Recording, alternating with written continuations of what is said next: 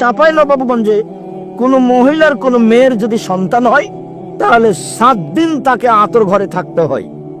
ও ভালো পরিষ্কার কাপড় পরতে পাবে না। ওকে একটা ভিন্ন প্লেটে খাওয়ার নিয়ে যেতে দিবে, গামলা ওখানে নিয়ে যেতে পাবে না। আজও মুসলমানের আহলে হাদিসের ঘরের কথা নকল করছে, আমার মা চাচির কথা নকল করছে। তাকদির বশত আমার শ্বশুর বাড়ি তো গাইবান্ধা গোবিন্দগঞ্জ। তো যেদিন আব্দুল্লাহর বড় হচ্ছে মারিয়াম, এখন যে মারিয়াম রিয়াদ বিশ্ববিদ্যালয়ে পড়ে এর নামও মারিয়াম, এর আগে যে ছিল আব্দুল্লাহর বড় সেও মারিয়াম। তো মারিয়াম প্রসবের পরে আমি আসছি 10টা 11টা কয়টার দিকে যে এসেছি, দেখছি শাড়ি পরে বসে আছে। বলছি বিষয়টা কি, কেমন হয়ে গেল?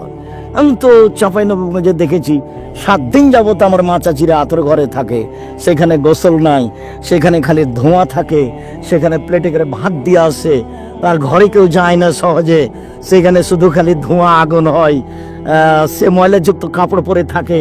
তো এখানে কি ব্যাপার? তো আমি তখন বললাম এই ঘটনা। না তো আমরা তো এরকম দেখিনি, এই যে গরম পানি দিয়ে গোসল করেছি, বাস গোসল করে শাড়ি পরে বসে আছে।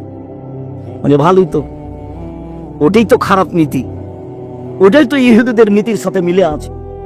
সন্তান প্রসব হয়েছে, তাতে কি হবে? অপরিষ্কারের ঘাটতিটা কোথায় থাকলো? আল্লাহ নবী কখন নিষেধ করলেন? আল্লাহ নবী তো নিষেধ করেননি।